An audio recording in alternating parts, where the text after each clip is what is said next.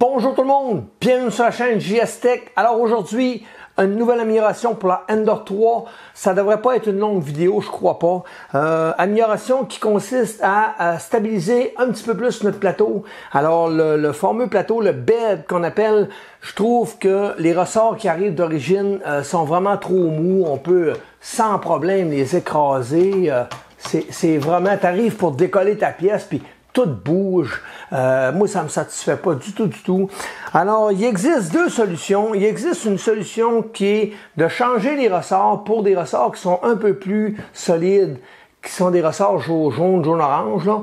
Et ces petits ressorts-là coûtent pas tellement cher, mais je vous dirais que tant qu'à investir sur des ressorts comme ça, qui sont quand même un très bon produit, j'aurais tendance plus à vous dire d'aller dans des systèmes de petites cales, moi j'appelle ça des bushings en anglais, là, mais c'est un genre de support qui se trouve être en silicone. C'est un silicone qui peut supporter la chaleur quand même et fonctionne très bien.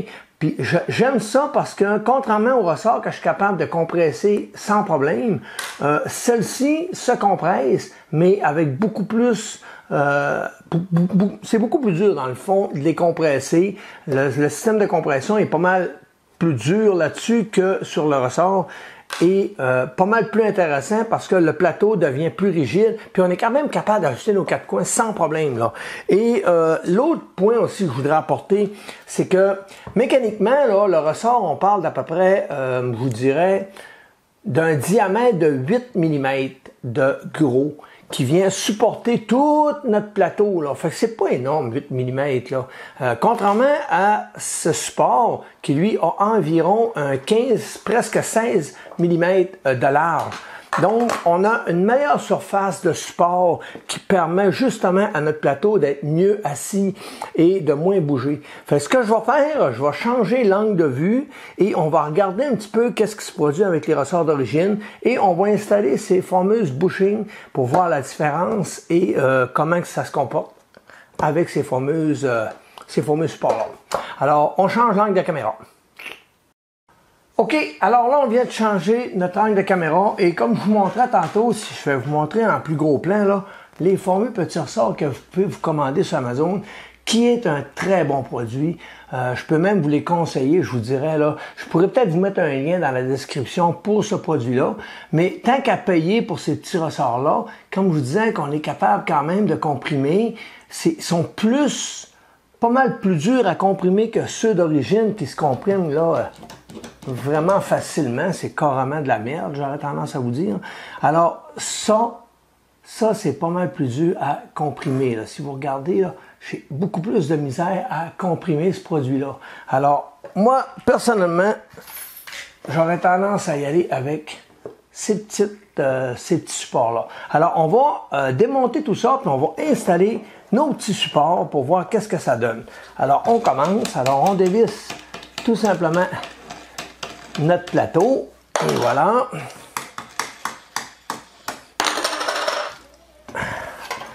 Pas plus long que ça.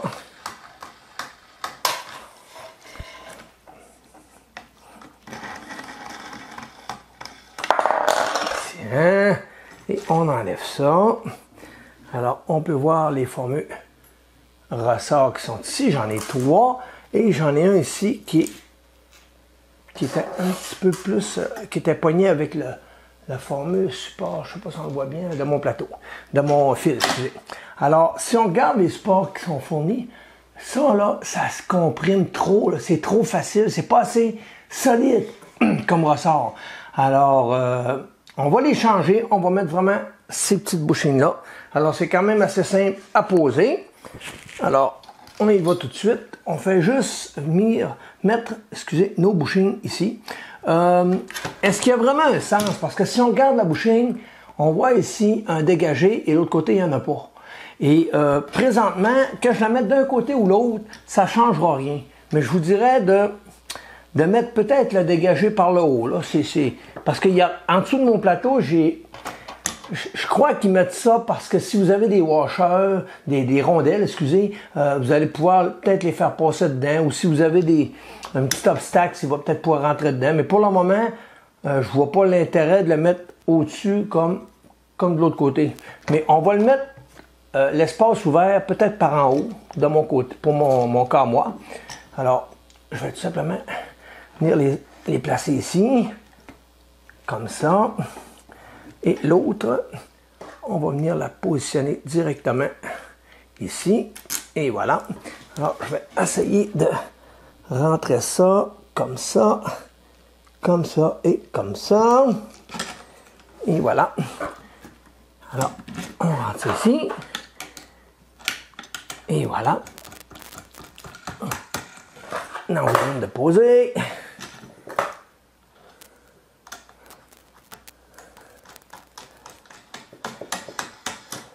Et voilà. C'est pas impossible que je vais être obligé de rajouter ma limite switch ici. C'est pas impossible. Je serais pas surpris. Mais je vais le voir en prenant mon home quand je vais avoir terminé de visser mes fameuses vis. Et voilà.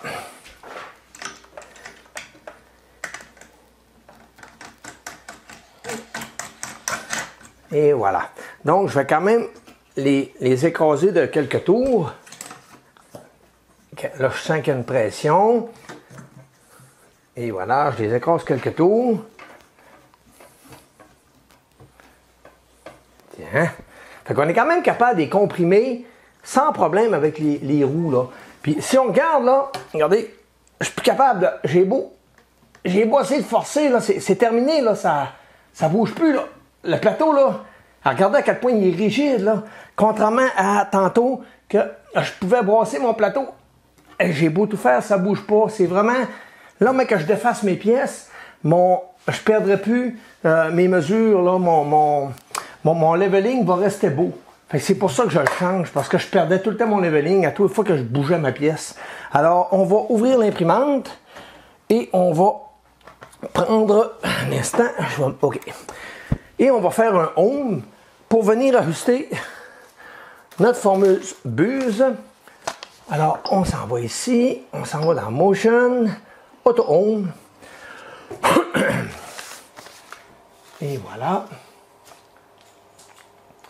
Alors, on va voir qu'est-ce que ça dit si je vais être obligé de réacheter ma petite limite switch. Ça sera pas bien long.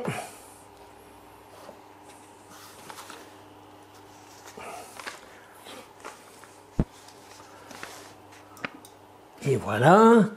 Je vais disabler à cette heure mes steppers. Alors, disable stepper. Donc, je vais être capable de bouger ma tête. Et je vais regarder. Et voilà, là, je suis passé bas. Alors, il faut vraiment que je les resserre. Fait que c'est quand même bien fait dans le sens que ça me permet de les serrer pour avoir une belle tension, là, une belle pression. Et voilà. Donc, avec ma petite feuille. Et voilà.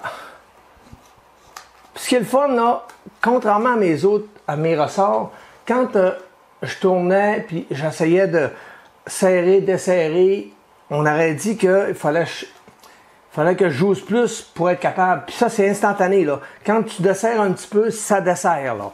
OK, on voit tout de suite la différence. Alors, là, ici, je vais m'en resserrer plus. Et voilà. Donc, là, je vais desserrer. Et voilà. Ici, il faut que je me resserre un petit peu. Et voilà. Tiens. Et voilà, ça c'est parfait. Hop, là, je suis pas assez serré ici. Je touche encore à mon plateau. Et voilà.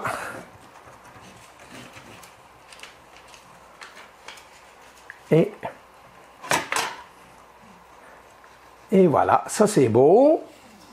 Ici, il faut que je la réajuste un petit peu. Et voilà, ça c'est beau. Ici, pas assez serré. Et voilà, ça c'est parfait.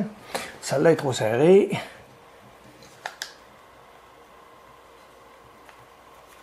Et voilà. Impeccable. Donc, peut-être un petit peu ici. Et voilà. Et voilà. c'est normal de faire les coins à plusieurs reprises, là, parce que veut pas quand on joue avec nos vis. Et voilà, ça c'est parfait. Parfait. Et ici, peut-être encore une petite affaire. Et voilà, parfait ici. Mais, alors, c'est pas plus long que ça, puis j'ai quand même compressé beaucoup les supports en silicone, et ça fait que c'est rigide, là. C'est impressionnant. Fait que c'est... Regardez, je suis même pas capable de... S'il bougerait, là, c'est parce que j'arrête du slack dans mes roues. Alors, comme mes roues sont bien ajustées, puis que mon plateau se promène bien, ben, j'ai aucun slack. Fait que ça, là, ça va garantir aussi que mes impressions vont être plus belles. Je vais avoir moins de ghosting parce que mes ressorts étaient trop mous. Donc, une petite amélioration qui est facile à faire, qui prend même pas 10 minutes et avec des meilleurs résultats. Donc, aujourd'hui, c'est une petite vidéo. Alors, on change notre plan de vue et on fait une conclusion de cette vidéo-là à l'instant. Merci. OK, alors c'est aussi simple que ça. Petite amélioration qui est rapide à faire. Il y a beaucoup de vidéos là-dessus sur YouTube qui en parlent. C'est pas une nouveauté ce que je vous montre aujourd'hui. Ça fait longtemps que ça existe. Ça doit faire 2 ans que j'ai ma CR10S Pro, puis ça fait 2 ans qu'ils sont dessus. Et ça l'a jamais usé, ça l'a jamais fait de défaut. C'est vraiment un produit que je vous conseille d'acheter et d'installer sur vos imprimantes. Ça élimine tellement les problèmes de plateau qui deviennent mous. Là, j'ai beau essayer de le bouger, c'est impossible de le compresser avec mes mains. Chose que je faisais sans problème avec mes ressorts d'origine. Ces petits ressorts-là qu'on peut voir, je sais pas si on les voit bien, là. Ces petits ressorts-là, c'est vraiment bon rien. Et les petits modèles jaune-orange, comme je vous dis, c'est pas mauvais. C'est quelque chose de bien, là, mais c'est encore un produit qui se comprime, qui est plus rigide. C'est peut-être suffisant pour ce qu'on fait, mais tant qu'à faire une amélioration puis à payer pour des ressorts, j'aime autant payer pour des petits supports comme ça qui sont un produit pas mal plus intéressant, en silicone, c'est le mot que je cherchais, et plus solide, plus rigide, ça use pas. Alors, je vous le conseille, votre plateau va devenir vraiment stable et vous aurez pratiquement plus besoin de faire de leveling. Vous allez le faire une fois, puis ça va être quasiment terminé. Moi, je peux faire, avec mon autre imprimante, je peux faire facilement 20-25 prints avant de penser à commencer à vérifier si mon plateau n'aurait pas bougé un petit peu, là. Puis à chaque fois, c'est beau.